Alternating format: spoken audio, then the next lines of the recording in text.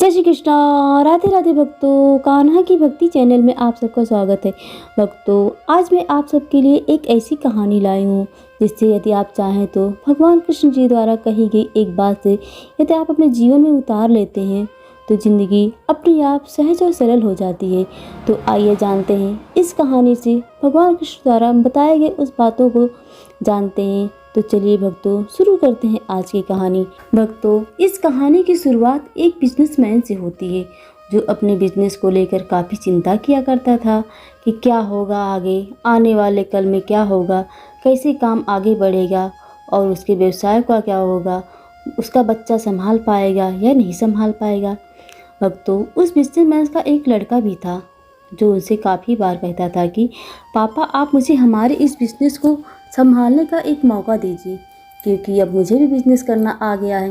लेकिन वो व्यक्ति कभी भी अपने बेटे को मौका नहीं देता था। एक दिन इस बिजनेसमैन को दिल का दौरा पड़ जाता है और इसके चलते उसको हॉस्पिटल में भर्ती किया जाता है। जैसे ही खबर बेटे को पता चलती है, उसका बेटा दौड़कर हॉस्पिटल में पहुंचता है। बेटा हॉस्पिटल में पहुंचने के बाद उसने देखा कि उसके पापा अब एडमिट हैं और डॉक्टर्स ने उससे कहा कि आपके पापा अब पहले से थोड़ा ठीक हैं और धीरे धीरे अब वो रिकवर हो रहे हैं। फिर उस लड़के ने अपने एक दोस्त को फ़ोन करके बुलाया। फिर उसका दोस्त वहाँ पर आता है और उससे पूछता है कि क्या हुआ भाई।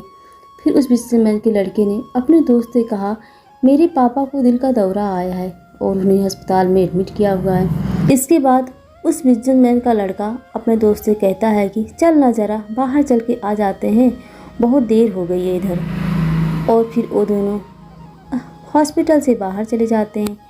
जब दोनों हॉस्पिटल से बाहर निकले तब उनको एक आइसक्रीम वाला दिखाई देता है। फिर उस बिजनेसमैन के लड़के ने अपने दोस्त से कहा कि भाई आ जाओ, आइसक्रीम खाते हैं। ये बात सुनकर उसका दोस्त थोड़ा चौंकता है और मन ही मन कहता है कि अरे ये क्या पागलपन है, पापा अंदर भर्ती हैं और ये यहाँ पर आइसक्रीम खाने की सोच रहा है। फिर उन दोनों ने आइसक्रीम खरीद ली और वे दोनों आइसक्रीम खाने लगे। लेकिन उसका जो दोस्त था उसने रहा नहीं गया और उसने अपने दोस्त से पूछ लिया कि भाई, मुझे समझ नहीं आ रहा है कि तुम्हारे बिजनेस का आगे क्या होगा। तुम्हारे पापा की तबीयत भी ठीक नहीं है और तू यहाँ आइसक्रीम खा रहा है, मुझे कुछ समझ नहीं आ रहा है। फिर जो बिजनेसमैन का लड़का था ना, और उसने जो बात कही उसे आप ध्यान से सुनिए। उसने अपने मित्र से कहा कि मुझे ये मालूम है कि तू ये सोच रहा होगा कि मेरे पापा एडमिट हैं, यहाँ पर आइसक्रीम चल रही है, मज़े लिए जा रहे हैं, पर ऐसा कुछ नहीं है। मैं भगवान कृष्ण का बहुत बड़ा भक्त हूँ और उनकी दो बातें हमेशा अपनी ज़िंदगी में याद रखता हूँ। पहली बात जो हम सबको पता है कि काम करना है और फल की चिंता नहीं करनी है, इसलिए जो होगा देखा जाएगा, सिर्फ अपने काम पर ही फोकस करूँगा और फिर बिजनेस भी अच्छा चलेगा। दूसरी बात उस लड़के ने पूछा। वो लड़का अपने दोस्त से कहता है कि मैं तुम्हें भगवान श्री कृष्ण की कहानी सुनाता हूँ, जो तुम्हें दूसरी बात क्या है वो अच्छी तरह से समझ आ जाएगी। भगवान श्री कृष्ण की जो पत्नी थी जिनका नाम रुक्मिणी था, उनका जब पहला बेटा हुआ तो उनका नाम प्रद्युम्न रखा गया था और प्रद्युम्न के जन्म के 10 दिन पश्चात ही प्रद्युम्न का अपहरण हो गया। प्रद्युम्न के अपहरण के कारण रुक्मिणी नाराज़ और उदास रहने लगी। क्या हो गया? भगवान कृष्ण रुक्मिणी जी से कहते कि चिंता मत करो क्योंकि प्रद्युम्न जहाँ पर भी होगा वहीं पर ठीक होगा। लेकिन इतना समझाने के बावजूद भी रुक्मिणी जी अपने बच्चे की चिंता में उदास और निराश रहती थी। इस तरह चिंता करते करते रुक्मिणी जी के 18 साल बीत गए। 18 साल के बाद द्वारिका में जब प्रद्युम्न की वापसी हुई, तब प्रद्युम्न द्वारिका में वापस आए तो उनके साथ उनकी पत्नी मायावती भी थी। अब समस्या ये थी कि मायावती की उम्र प्रद्युम्न से 20 साल ज़्यादा थी। वहाँ रुक्मिणी पहले तो खुश हुई कि बच्चा वापस आ गया है और फिर से दुखी हो गई क्योंकि इतनी बड़ी लड़की के साथ शादी की इसने।